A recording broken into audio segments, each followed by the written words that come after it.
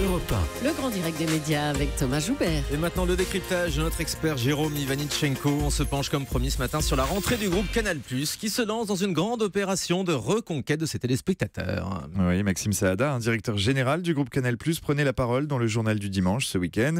Il détaille sa stratégie pour sortir la tête de l'eau. Il s'agit avant tout de stopper l'hémorragie d'abonnés. Canal+ en compte environ 5 millions aujourd'hui, mais la courbe chute dangereusement depuis plusieurs années.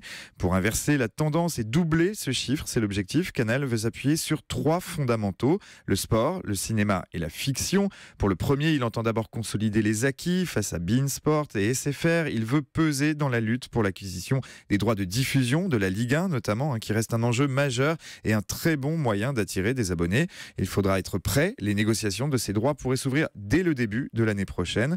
Sur le cinéma, Canal+ entend bien rester un acteur majeur de la création française, mais il a besoin d'aide. Il réclame 2 mesures fortes en termes de réglementation.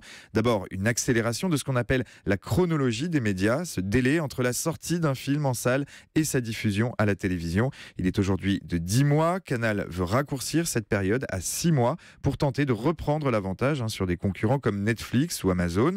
Et deuxième axe, enfin, la lutte contre le piratage. Maxime Saada estime qu'il a fait perdre à lui seul 500 000 abonnés et il demande des sanctions beaucoup plus fortes pour dissuader les fraudeurs. Et sur les programmes de Canal+, ça passe aussi par une relance de l'Access Prime Time. Oui, cette case stratégique doit redevenir la vitrine du groupe Canal+ dès la rentrée prochaine. Après la suppression du Grand Journal en milieu de saison, la chaîne va tenter un nouveau pari. Elle a débauché Yves Calvi qui occupait ce créneau sur LCI cette saison après avoir porté C'est dans l'air au plus haut, c'était sur France 5. Sa mission, proposer une tranche d'information de 2 heures entre 18h30 et 20h30. Une émission qui soit à la fois pédagogique, intelligente, chaleureuse et authentique, rien que ça. On retrouvera des reportages, des invités, des chroniqueurs, des ingrédients classiques. C'était déjà ceux du Grand Journal, charge à Yves Calvi, aidé dans cette tâche par son producteur historique Jérôme Bellé, de trouver la bonne recette pour faire remonter des audiences au plus bas cette saison. Et puis le groupe Canal+, c'est également la chaîne gratuite C8 avec le directeur général du groupe Canal qui s'exprime autour des polémiques sur Cyril Hanouna. Oui, pour Maxime Saada, l'ampleur du procès qui est fait à C8 est injuste. Surtout, la sanction est extravagante. Je vous le rappelle, il y a un mois, le CSA a imposé une suspension de la publicité autour de Touche pas à mon poste pour une durée de 3 semaines.